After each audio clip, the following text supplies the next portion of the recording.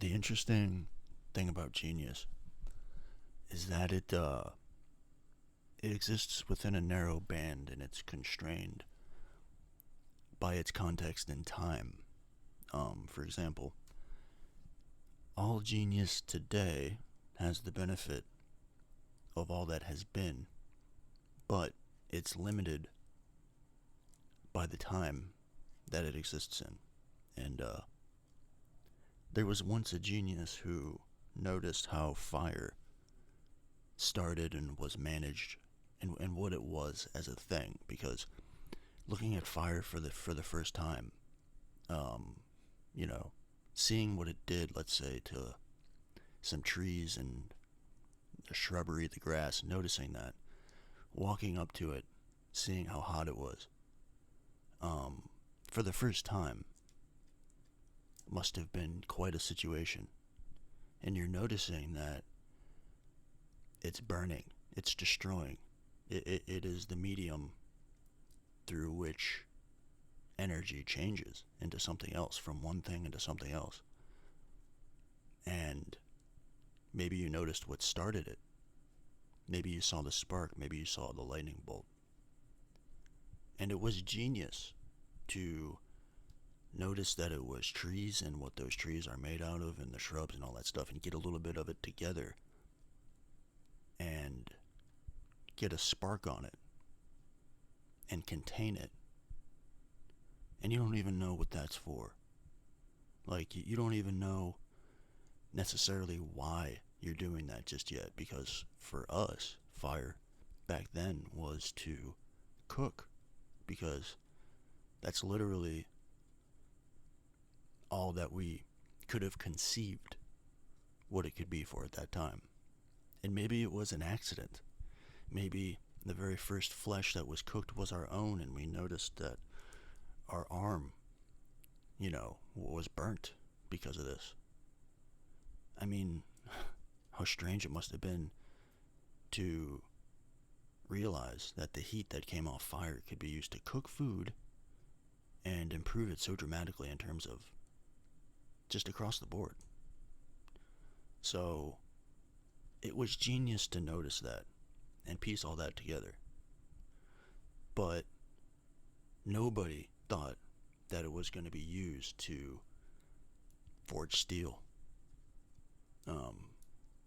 Nobody thought that this fire was going to be used for everything that it was eventually used for, obviously. And when somebody noticed a giant boulder like rolling down a hill, or however the mechanics of rolling and that sort of motion was first noticed and transferred into the wheel, nobody thought that that was going to be on, Ferraris and electric cars.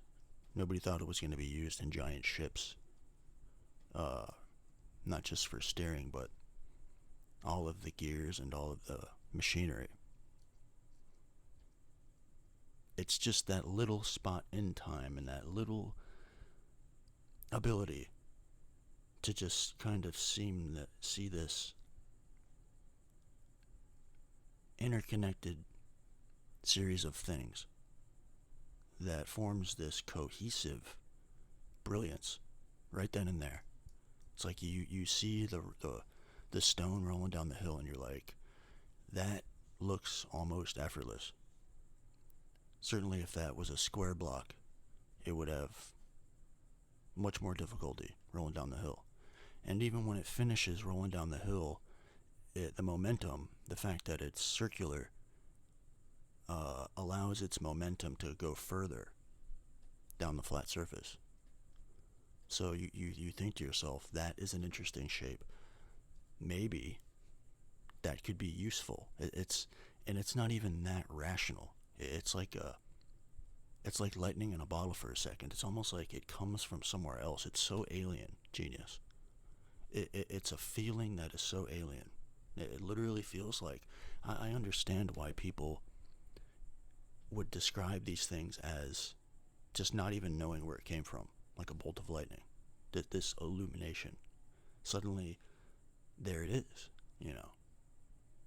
And it doesn't anticipate how far it's going to go. And from the inventor of fire to the person who is cooking ever more elaborate meals and ever more elaborate methods of cooking, and, eventually a chimney and a furnace and a house around the fire.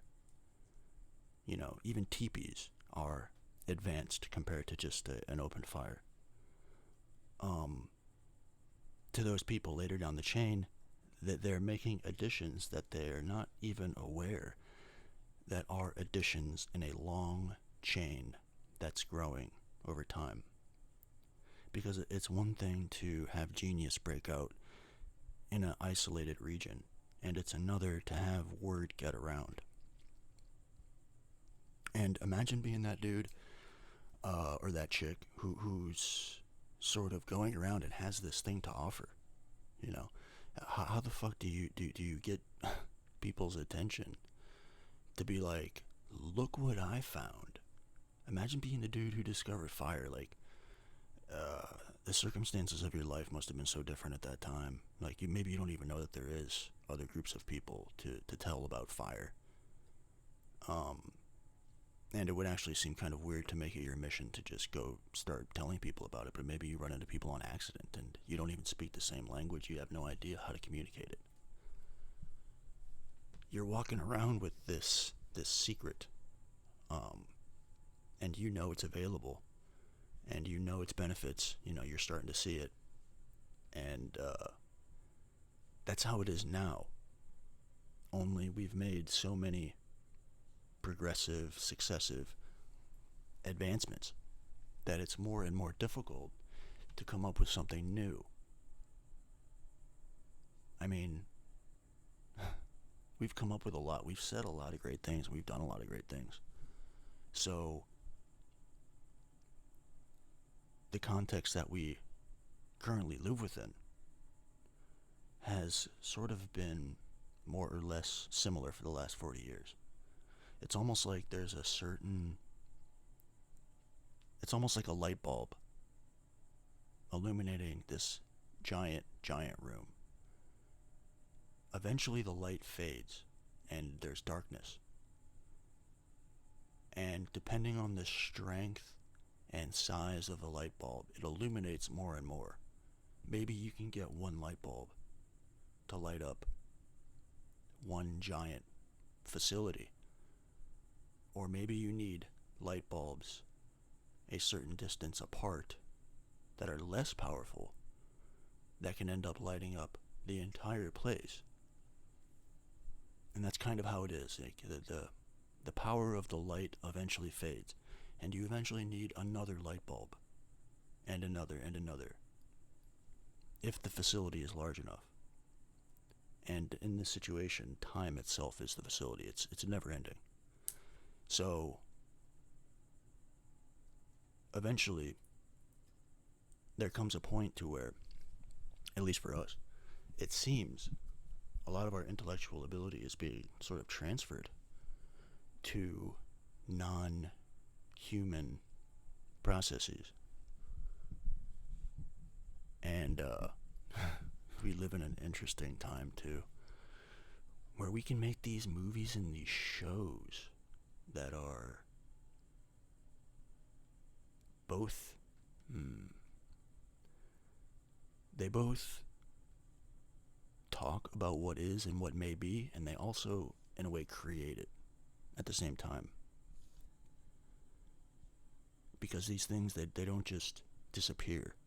Every time we talk about AI or machines, it's always going to be positioned against Terminator and that sort of thing. And you always hear people talk about how we thought by now we'd have flying cars. And that's because, in the 70s and 80s and 90s, that was kind of within the range of the light bulb we were using for this era. It was kind of right on the outskirts. The idea of flying cars and machines that are like sort of semi-humanoid, that are smart, that can assist us in day-to-day life. That was, like the Jetsons, like right out there on the edge range of what we could see as far into the future as possible. And time has gone, and people are a little disappointed that there are no flying cars yet, but we are making progress on the AI front, that's for sure. And it seems like a mixed bag, really. You know, it really does seem like half of us are sure that it's a terrible idea, and half of us are like, we must do this.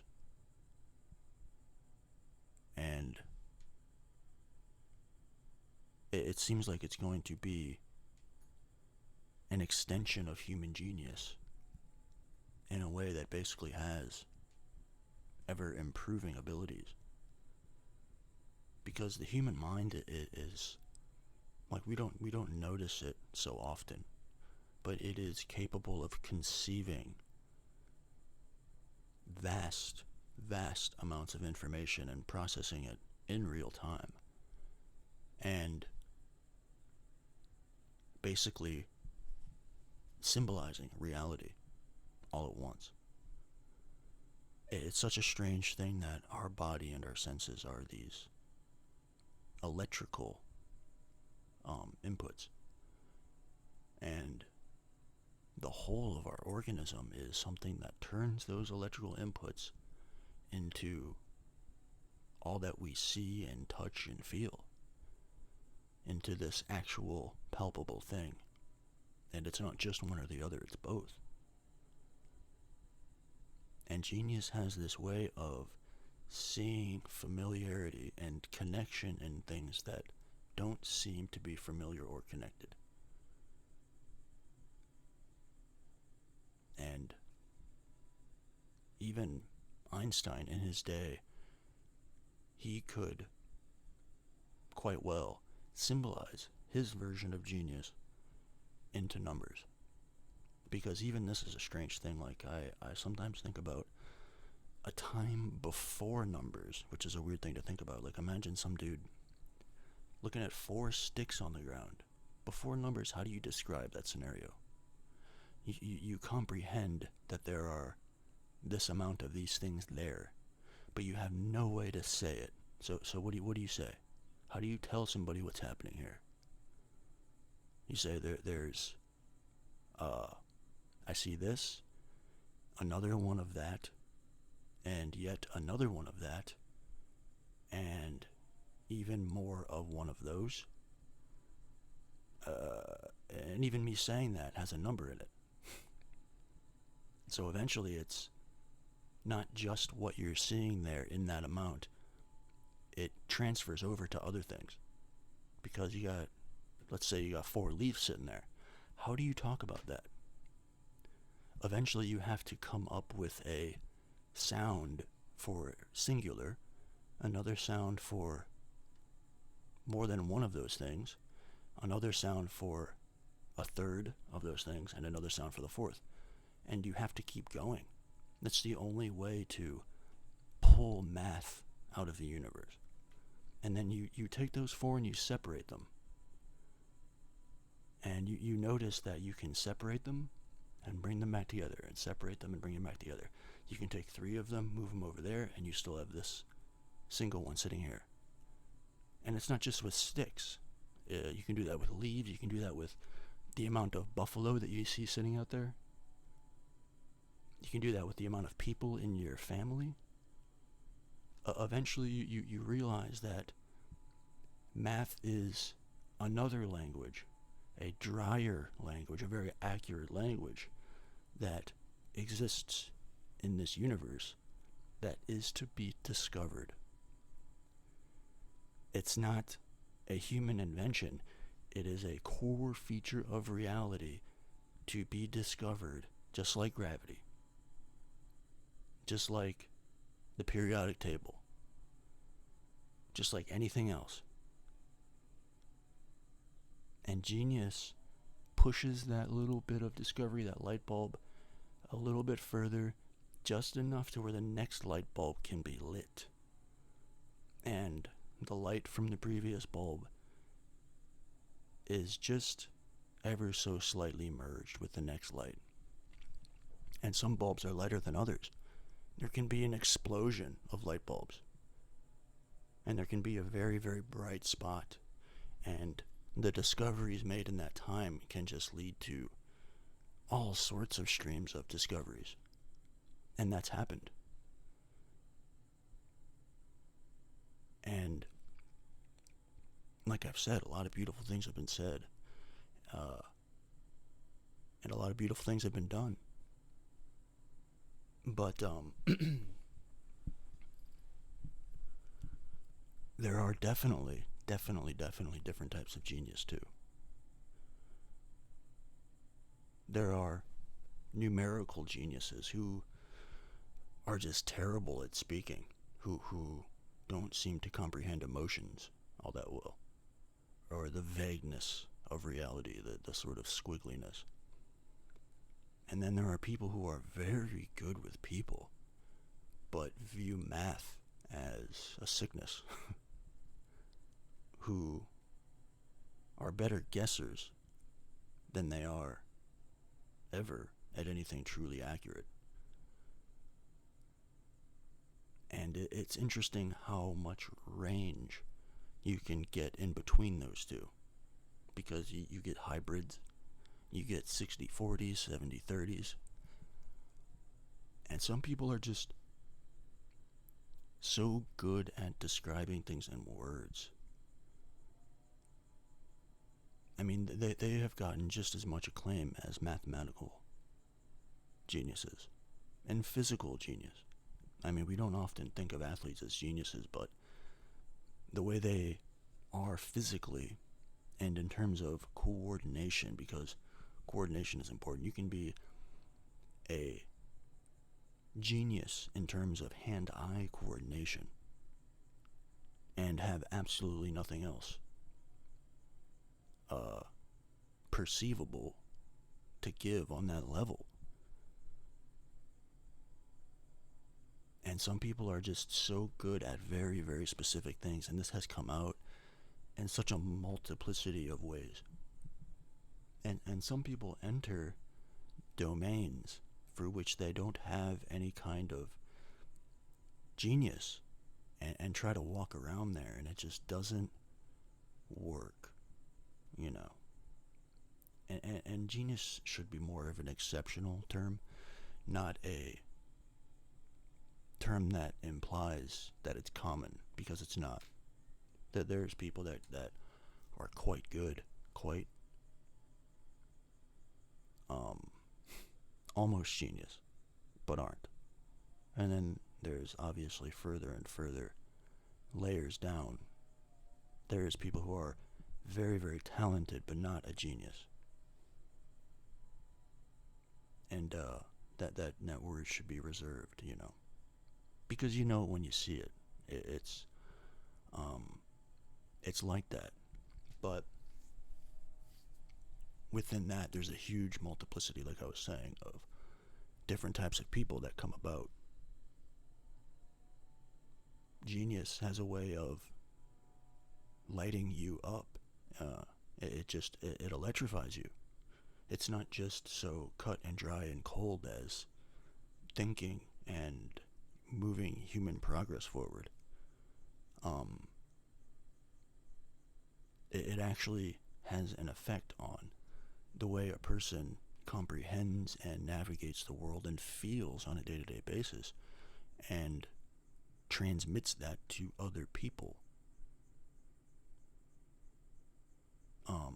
which is more of an ill-defined genius. But even somebody who's like a mathematical genius, who is not at all emotionally wise or capable, even watching them do what they do has this kind of effect, you know.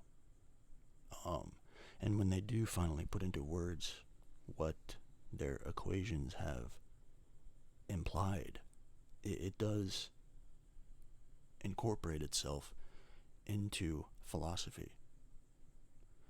And philosophy is my favorite subject because it is so universal. You can have the philosophy of science, the philosophy of law, the philosophy of politics.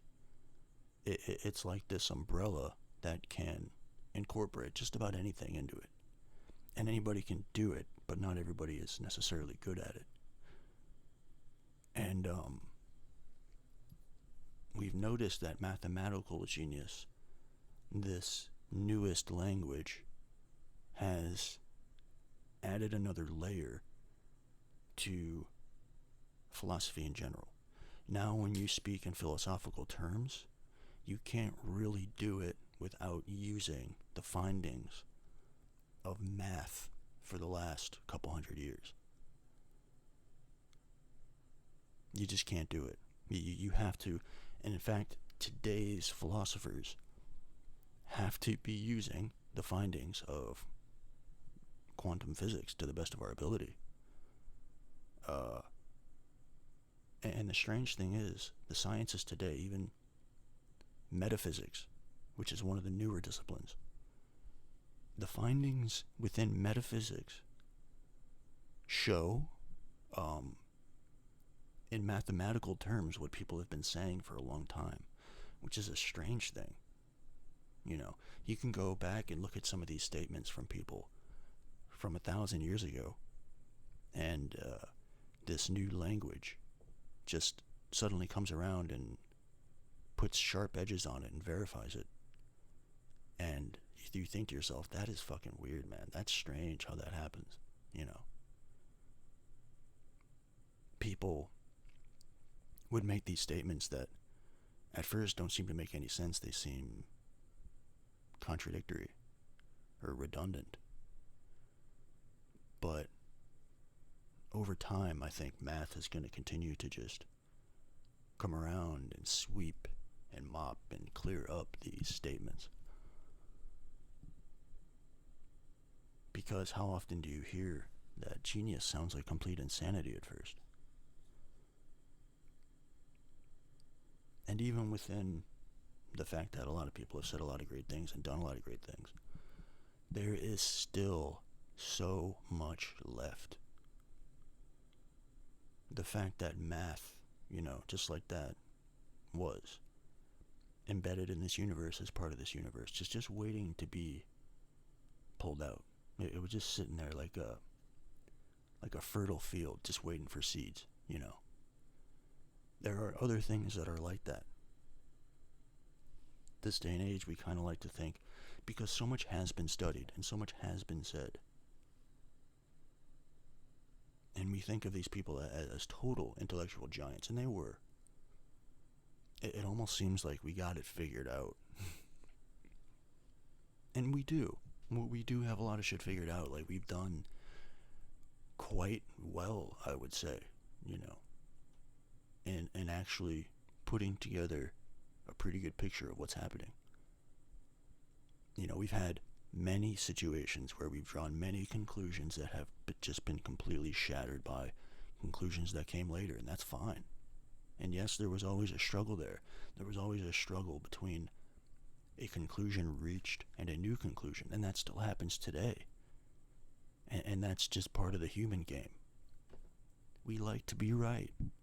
We like to be a genius. We like to look like a genius and sound like a genius, because the word itself is so alive, But it's not something that you can really emulate, But there is so much more left that we do not know. And as I've said in previous videos, our role as human beings is to continue to find more and more. Continue to find more and more about this place and what's going on and how it was done, and continue to accurately symbolize it so we can continue to talk about it.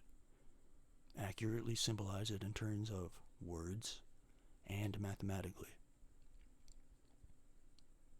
And it just continues to get ever more complex.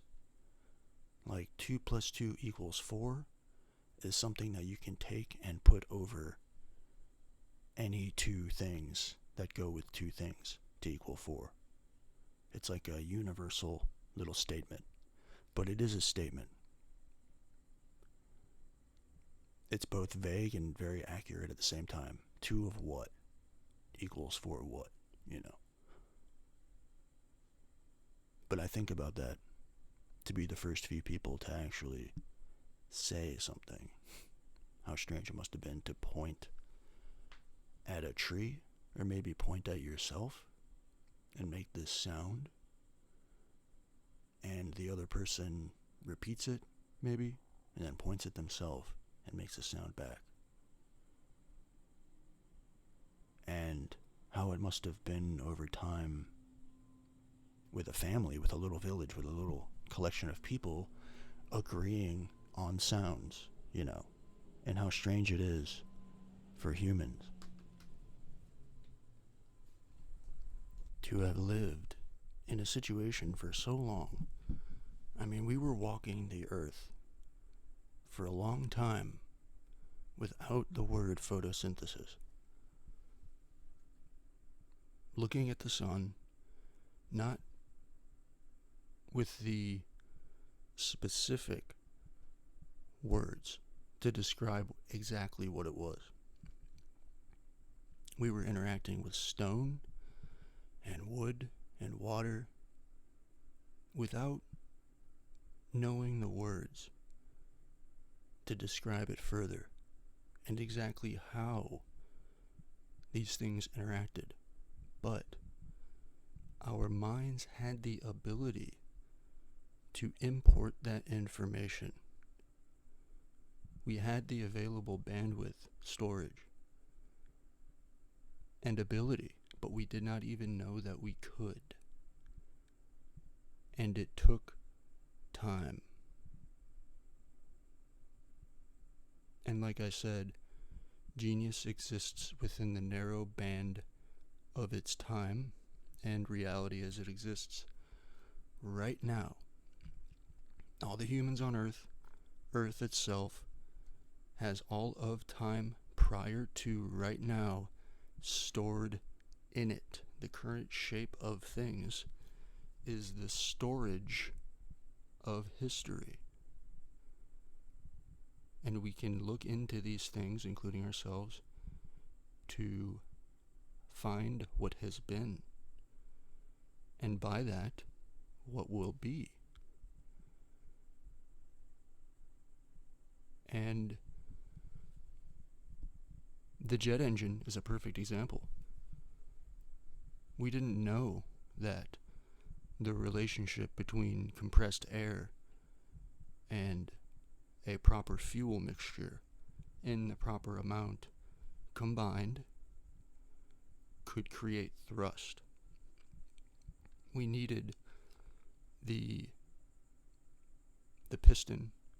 We needed internal combustion. We even needed the turboprop to know that, to get that idea going. And genius is a feeling. More than anything, it's a feeling that needs to slowly be decoded, described, and discovered. Like Nikola Tesla is one of my favorite examples because he is one of those people who was like an outstanding genius. He understood electricity intuitively. And he built devices and found materials that could guide it, move it, store it, shape it, direct it. And we just didn't have that before, obviously. We just didn't know, but such things were completely available. And once you have an idea like that, it haunts you. It stays with you. And then you find a little bit in the world that verifies it. And it kind of eggs you on. It's almost like a temptation. It's almost like something just saying just a little bit further, just keep going. Because you find successive verifications. And you also hit walls that verify something else along the way. A lot of things have been accidents. But it was still up to us to see what that accident was and what it meant. And we have these hints now, right on the fringes of our imagination, that we see as theoretically possible, but not yet applicable. Like apples were always falling from trees, but it took someone to notice it in a certain way to come up with gravity. Gravity is there whether a person is measuring it, talking about it, or not. But a person can look at that scenario and find adequate and accurate symbols to accurately describe it and transmit it to other people. That's the thing, too. Transmitting it to other people. And once that's known, once somebody locally or even non-locally somewhere on Earth hears about it, that there's this force, it's like a spark in you. Once you know that exists, even theoretically, it sparks something. On Netflix right now, there's this show about the growth of Hollywood and the motion picture and the evolution of that and how it exploded in such a small time frame. The main thing that I took away from that was this before and after situation. And human civilizations had that capacity and ability potentially always available, but we just simply didn't know. And these men at that time were obsessed with the idea of a moving picture. And prior to that, yes, we had plays, we had dramatic representations, we had stories, novels, fantastic novels. But there was this new thing now. And some things happen like that, and you realize in the moment how powerful it is and how it's never going to be the same afterward. And that's always been one of the most interesting things to me, is the organic nature of it. How this world is a place that has so much available at all times. And it just takes the right person to be so supremely interested in it on one level, but capable on another.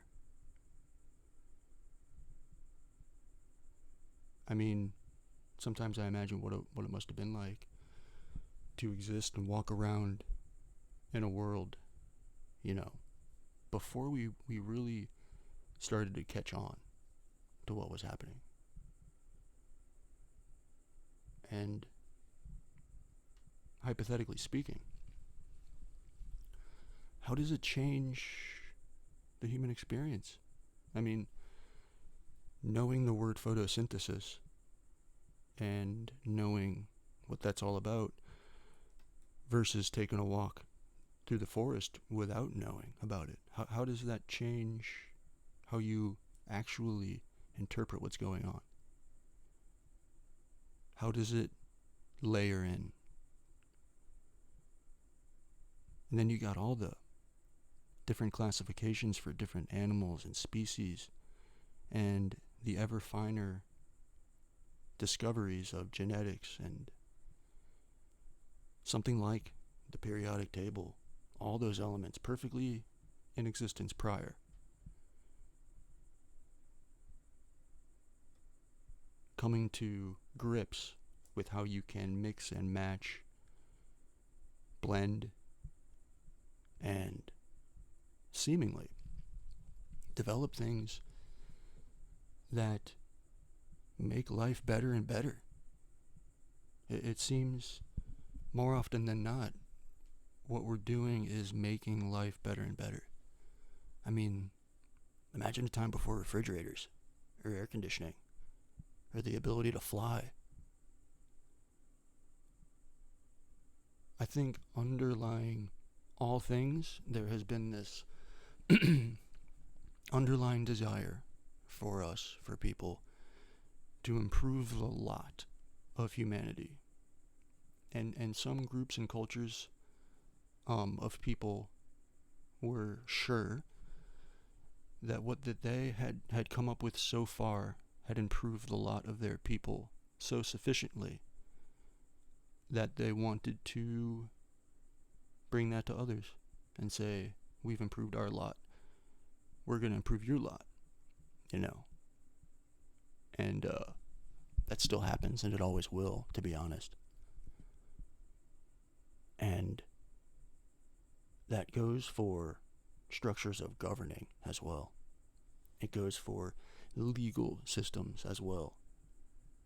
Because, I mean, what happens when you have your little tribe, let's say, you know, maybe 200 people, 150, whatever, and there is somebody who is killing people? I mean, you don't want your family hurt, or your friends, or anybody for that matter. Well, what do? What if somebody kills somebody and it's this great mystery? Well, what do? You start talking to people, and you ask around, you investigate. And if somebody else dies, you continue to find this problem now, because it's been pretty much universally agreed that we do not want suffering, at least for our people, as perceived. And what happens when you find them? You've had this group of people who were investigating, who were once devoting resources in one direction, maybe hunting, maybe, I don't know what, anything. And now they spend their days investigating. And you find this person. Then what? How do you find out the truth? Do you not call forth those people that you talk to, who told you the version of events as they saw it? Do you not have testimony, witness testimony? And then what? Do you not collect people from the village, the tribe, and gather their thoughts and opinions on what should happen? Do you not take this person and separate them for that period of time while you figure all this out? I mean, people were kind of winging it for a bit there. And I think over time, we just sort of noticed an ideal way to do this. Because it's one thing with a small group of people, but as cities grow and grow and grow and become ever more complicated, and more different social stratas start to form, you're just going to encounter a wider number of scenarios. And pain is something we all understand. It's really one of the most unifying things that there is pain. We know what it's like to get smacked in the face. We know what it's like to break a bone or be burned. We know what emotional pain is like and physical pain. So it seems that we're always trying to minimize that. And honestly, over time, such a thing as legal code, legal scholars developed. It's an inevitability, it would seem. And you bring it to today, and you kind of have to ask, what other way is there really to sort these things out? I mean, is there going to be a time where there's some sort of artificial intelligence oracle? I think I've mentioned this once. Who is presented with all of the facts of the case and renders judgment? Is that where we're headed? Because it seems there really isn't any other superior form to what we have now. And I understand completely that within what we have now is open to corruption, but I don't really fault that on the system, because I know in all human endeavors there's a susceptibility to that. Anytime there's a division of power, anytime there is these layering social stratas, there is corruption. And a wise system is a system that devises itself in such a way that can survive with it, that doesn't just collapse because of it. You have to view corruption and the shadow part of humanity as an inevitability. It's a fool's errand to try to eliminate that and expect none of it ever. And it's also a fool's judgment to deem a system as excellent or otherwise based off of the existence of corruption. It's more how they deal with it, not the fact that it exists, because it will exist. And it doesn't take a genius to see that. But something that I also wonder is the increase of information and understanding over time conducive to more genius or less or the same? The more we know about reality and the world, is that something that enhances it or not? The genius of history probably will never be forgotten, because it does such great things in the world. And generally genius also seems relatively morally sound at the same time too, which is strange. Genius in one area also seems to give way to awareness in other areas.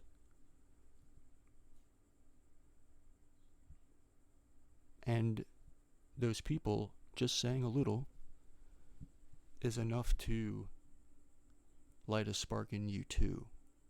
That's the main thing. That's why these people are remembered, and that's why their creations are so universally accepted, because they're able to say and do things that light some sort of spark.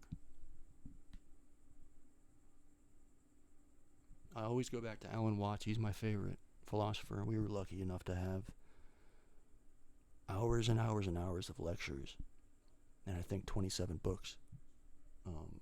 He was a genius at unifying Eastern and Western thought. And he was a genius when it came to the flow of the English language. I would say he would be the person that I am most similar to in this specific context when it comes to assembling ideas. Largest influence, Alan Watts, easily. But even him, as I got older and learned more and all these things, I came to disagree on quite a bit. At first, it was the relationship of student to teacher, and eventually it became peers. And now, I would love to have a conversation with him. Unfortunately, he's no longer with us, but it would be interesting to see what such a mix of personalities would produce, you know. And, genius never ends. And it's always juxtaposed up against the overall knowing and understanding of the population. And it also seems almost intentionally limited. There are political geniuses, scientific geniuses, obviously literary geniuses. There are geniuses in war and battle. And all of these things start with a feeling and a drive that must be interpreted by that person. And the genius itself is such a mysterious thing, because it's a place. It's a person who is also a place that is very good at decoding and making work out of their own internal activity. And Carl Jung is another example. Him and Alan Watts are pretty close. And they highly influenced each other. I don't know of anybody, including Freud, who was sort of a Coke and Pepsi deal back then, you know, Freud and Jung. And Jung said things that made it feel like each word that you read was just saturated with wisdom and information. Every sentence seemed so loaded with genius. It's almost like there was no waste. And you have to be pretty advanced to even comprehend it, you know. And he was speaking of things that are rooted in some of the most mysterious parts of this entire universe, the inner workings of the human mind. And it is this interesting situation that we have. To know that there is still so much in the external world yet to be known, but there's also so much in the internal world yet to be known.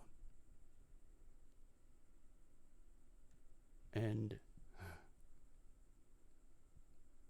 I wonder if there's going to be a time where things become more and more automated and human labor sort of becomes a thing of the past, maybe voluntary, and we spend more of our time thinking and concerned with the social activity of people.